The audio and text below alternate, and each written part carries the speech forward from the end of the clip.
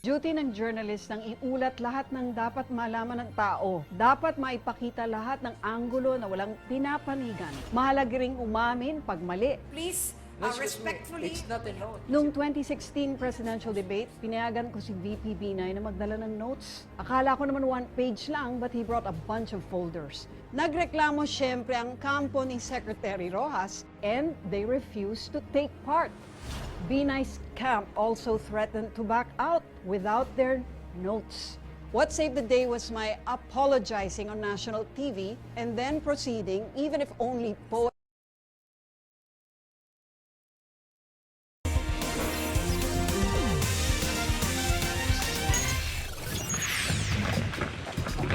Mula sa loob ng nakaintong bus, na video ng mga nahuhulog na bato at lupa sa gilid ng bundok sa Benguet. Malilit lamang nahuhulog noong una, pero ilang sandali pa, peligrosong landslide na ang nangyari.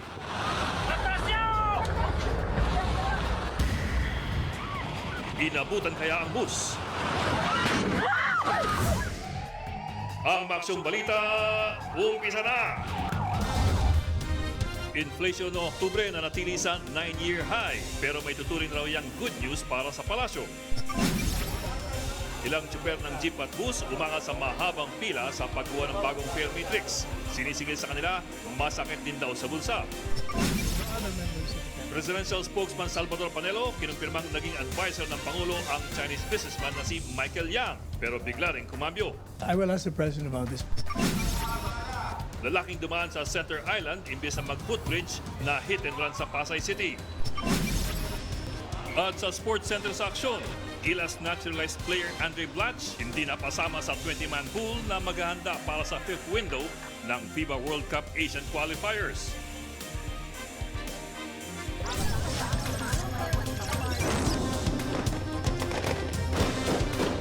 nakaporma yung military.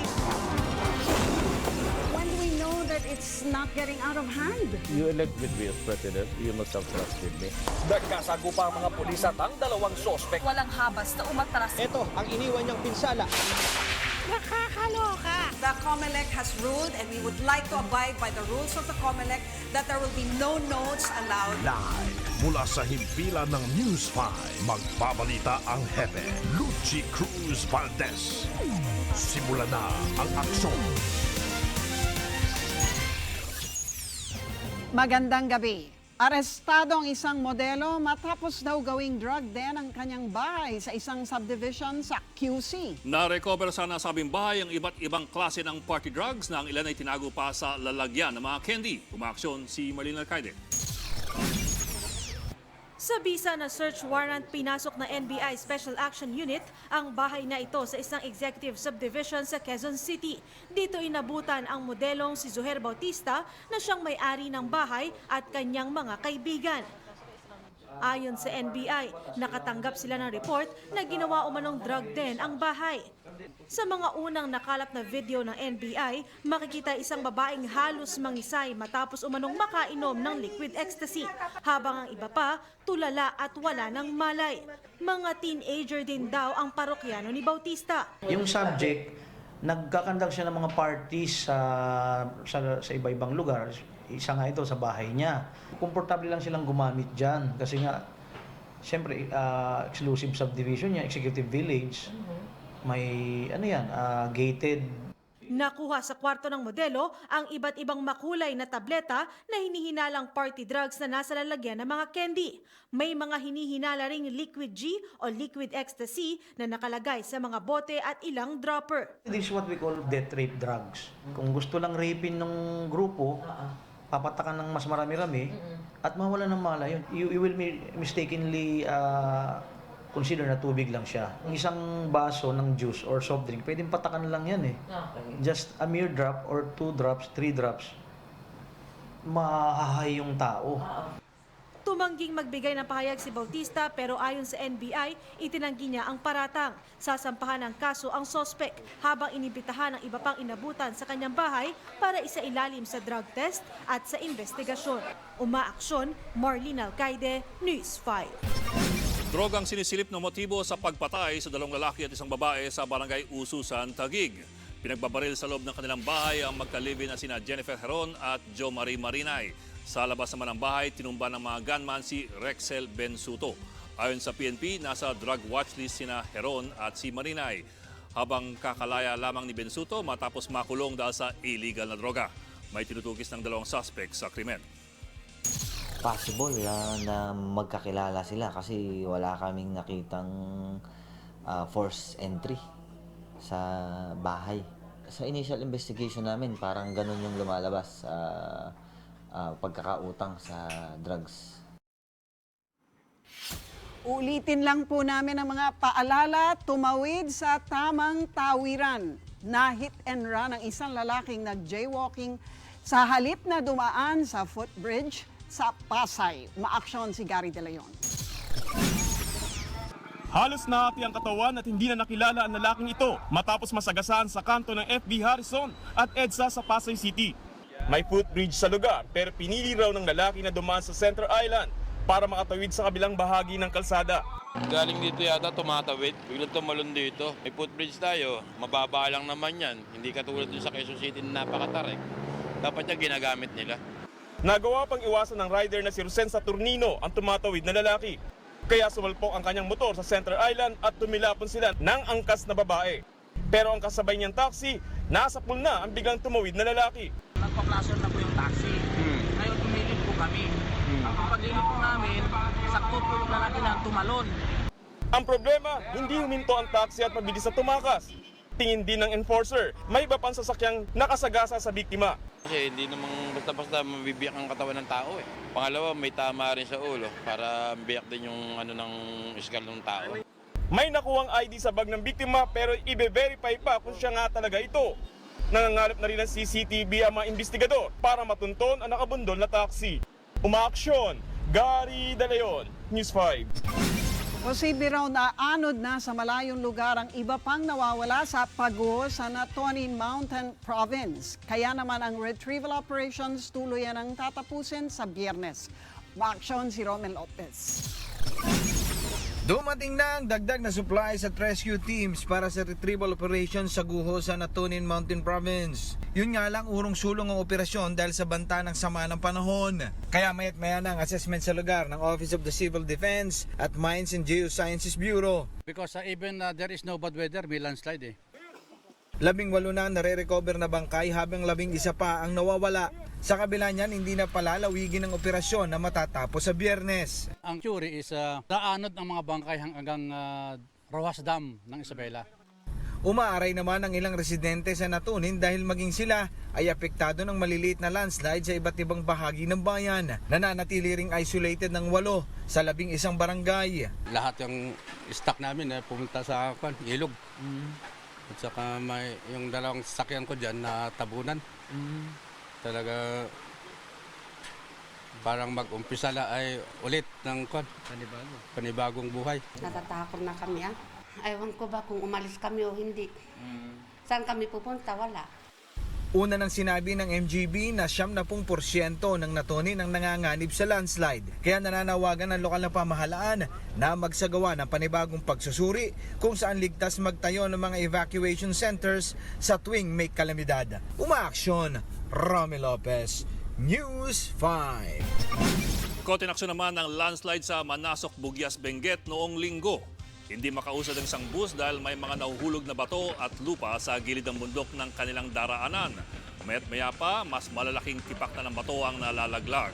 Hanggang sa tuloy ng gumuho ang lupa na may kasama pang mga puno. Hindi raw agad nakaatras ang bus dahil nakapatay pa ang makina ng van na nasa likuran nito. Wala namang nasaktan sa insidente. Susunod, inflation noong Oktubre nananatili sa 9-year high. Transport Group umaalma sa mahal daw ng singil sa pagkuha nila ng bagong fare matrix. At mandatory pregnancy test sa isang kolehiyo sa Baguio City umani ng batikos. Ang detalye abangan sa pagbabalik na aksyon.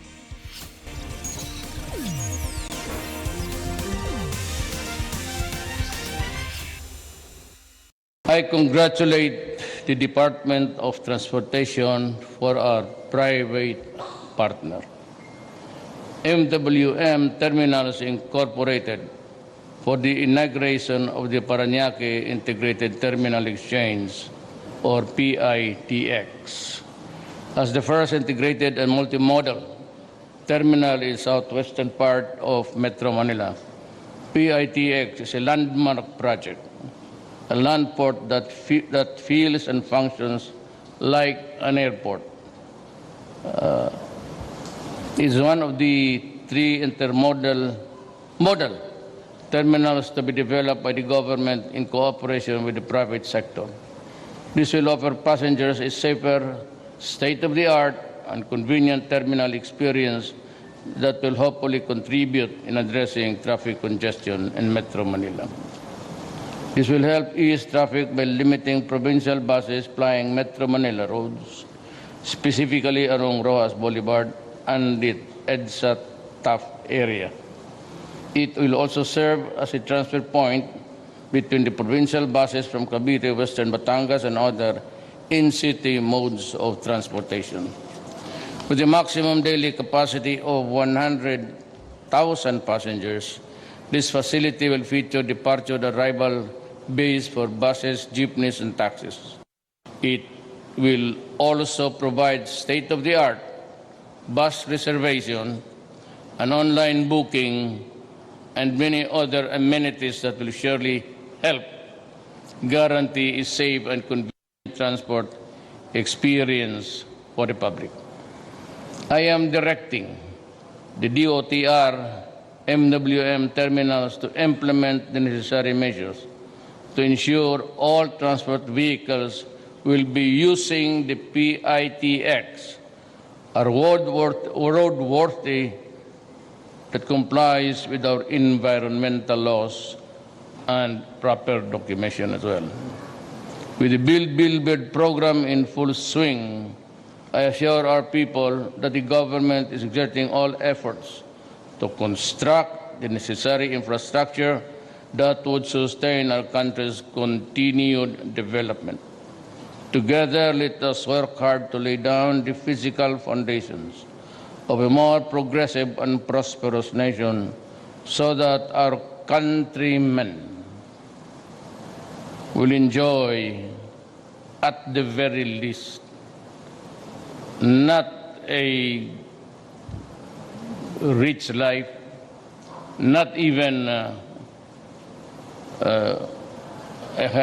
bar lower than that, but at least most of them are poor, but we can assure them of be comfortable, just a comfortable life.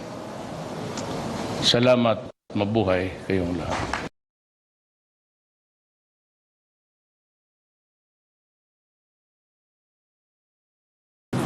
Now, there was this development, so something to do with the police. So all the police that are listening now might want also to be conscious of the fact that the police there is to maintain, protect the commonality of our duty. Armed forces, the uniformed policemen, is to protect and preserve the nation and to protect the people. That's about it.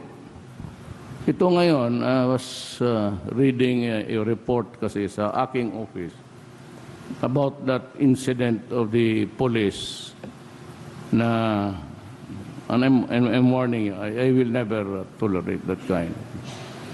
Na yung hazing at pinakain na yung ari nila doon sa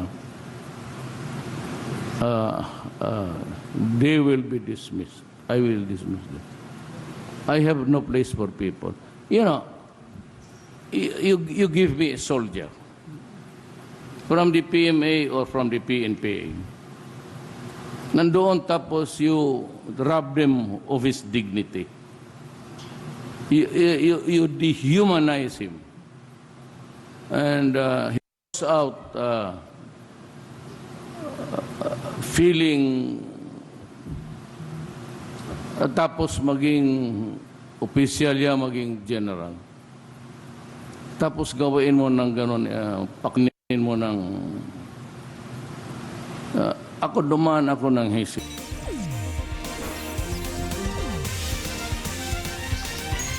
Nanatili sa 6.7% ang inflation o yung pagtaas ng presyo ng mga bilihin noong Oktubre. Katulad po ito ng 9-year high inflation rate noong Setyembre. Ito po ang unang beses na hindi gumalaw ang inflation ngayong taon.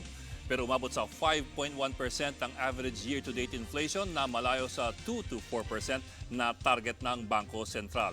Para sa Malacanang at sa Philippine Statistics Authority, magandang balita ang hindi paggalaw ng inflation. Well, apparently, the measures undertaken by the government has affected the inflation rate, so we'll maintain that. In the past 3 months, month on month, headline inflation for whole Philippines has been going down. So this means there seems to be a slowing of the increase in prices. Umaalma ang mga driver na kumukuha ng fare matrix na kailangan para makapagtaas sila ng singil sa jeep at bus. Mahal ng araw, pahirapan pa ang pagkuha nito. Ma-aksyon si Zoni Esguera. Madaling araw pa lang, nakapila na ang jeepney driver na si Mang Edgar sa tanggapan ng LTFRB para sa fare matrix. Pero alas 10 na ng umaga siya nakakuha ng taripa. Hindi maobliga ng driver ang mga pasahero na magbayad ng 10 piso kung wala sila nito. Para makakuha ng matrix, kailangan dumaan ng driver o operator ng jeep sa verification, assessment at payment sa NCR office, habang sa central office ang releasing. Para naman sa bus, sa central office na ang lahat ng proseso at releasing. Umabot din sa 610 pesos ang bayad para rito. Inalmahan ito ng grupong Piston. Magtakin nyo ako 610 pesos ang bayad sa increase of rate, franchise verification at yung pagkuha ng taripa. Mga more than 100,000 jeepneys ang involved dyan. Nilalakad na rin daw nila sa Kongreso na baguhin ang sistema sa pagkuha ng taripa. Hindi naman yan birth certificate hindi naman yan passport Pwede nga dapat kukunin na lang yan sa website na LTFRB, i-upload yan na LTFRB. Bukas naman daw dito ang LTFRB, pero pagdating sa inirereklamong fare matrix fee, wala raw silang magagawa. Actually, matagal na kasi yan eh. Yung Department Order 2001-82, pag mayroong fare increase, bago i-collect nila yung fare increase, talaga mag-apply sila for payment of fare increase. Hindi maaaring magtaas ng singil sa pasahe ang mga driver kapag wala silang bagong taripa. Ang sinumang susuway, maaaring pagmultahin ng 5,000 hanggang 15,000 pesos. Umaaksyon, Son Reyes Esguera, News 5. Inamin ng Malacanang na isa sa mga economic advisors ng Pangulo ang Chinese businessman na si Michael Yang.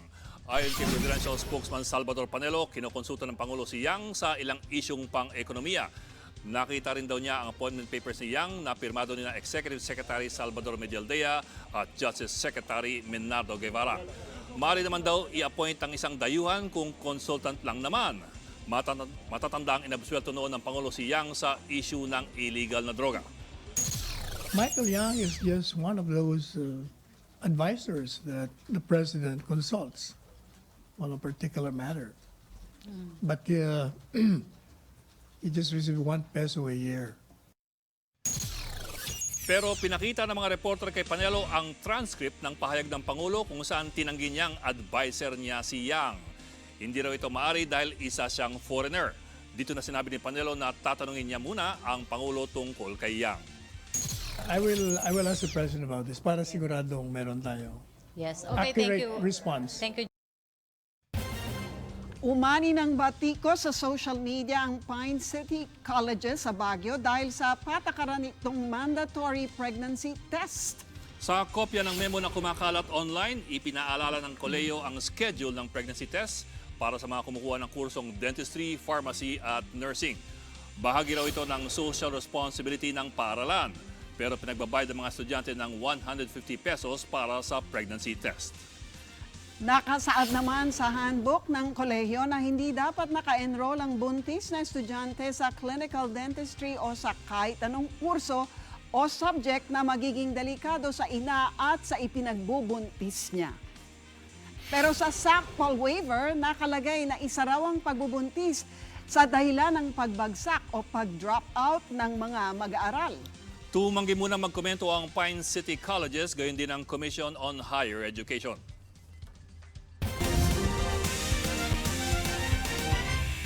Mga kapatid, samantalin ang magandang panahon para maglaba. Ayon po sa Pag-asa, umiiral sa bansa ang easterlies o yung mainit na hangin mula po sa Pacific Ocean.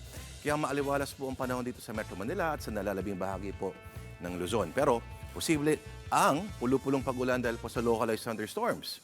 Magiging maulap naman po na may kalat-kalat pag-ulan sa ilang bahagi po ng Kabisayan at Mindanao dahil po yan sa Intertropical Convergence Zone o ITCZ. Pero maiba tayo mga kapatid. Siyempre agad pinagtripan ng social media ang ginagawang napakataas na footbridge sa EDSA. Ang tarik nga naman kasi parang carnival ride na raw. Pero wag ka. Sa Japan, may taas sa halos 45 metro ang Eshima Ohashi Bridge. Dinadaanan daw kasi ng barko ang ilalim nito. Pero kung takotan lang ang usapan, wala na at ang mas nakakatakot pa. Sa salamin na walkway sa Tiananmen Mountain sa China, kitang-kita mong hit 4,000 feet na pababa. Katakot, oh. May mga tuwang-tuwa, pero marami rin ang nagwawala dahil sa takot, gaya na itong mga to.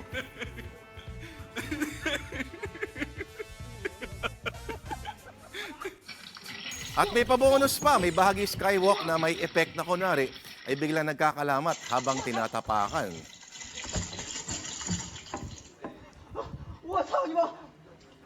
Yan, epekto ng napakasamang biro.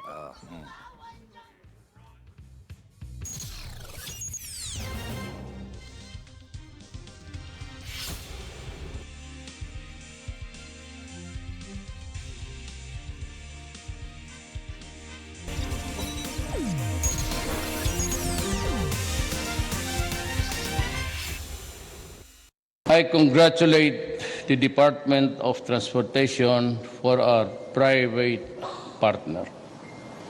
MWM Terminals Incorporated for the inauguration of the Parañaque Integrated Terminal Exchange, or PITX, as the first integrated and multimodal terminal in southwestern part of Metro Manila. PITX is a landmark project, a land port that feels and functions like an airport. Is one of the 3 intermodal model terminals to be developed by the government in cooperation with the private sector. This will offer passengers a safer, state-of-the-art, and convenient terminal experience that will hopefully contribute in addressing traffic congestion in Metro Manila. This will help ease traffic by limiting provincial buses plying Metro Manila roads, specifically along Rojas Boulevard and the EDSA Taft area. It will also serve as a transfer point between the provincial buses from Cavite, Western Batangas, and other in-city modes of transportation. With a maximum daily capacity of 100,000 passengers, this facility will feature departure and arrival bays for buses, jeepneys, and taxis. It will also provide state-of-the-art bus reservation and online booking and many other amenities that will surely help guarantee a safe and convenient transport experience for the public. I am directing the DOTR MWM terminals to implement the necessary measures to ensure all transport vehicles will be using the PITX, are roadworthy, that complies with our environmental laws and proper documentation as well. With the Build program in full swing, I assure our people that the government is exerting all efforts to construct the necessary infrastructure that would sustain our country's continued development. Together, let us work hard to lay down the physical foundations of a more progressive and prosperous nation so that our countrymen will enjoy, at the very least, not a rich life, not even a bar lower than that, but at least most of them are poor, but we can assure them of be comfortable, just a comfortable life. Salamat, mabuhay kayong lahat.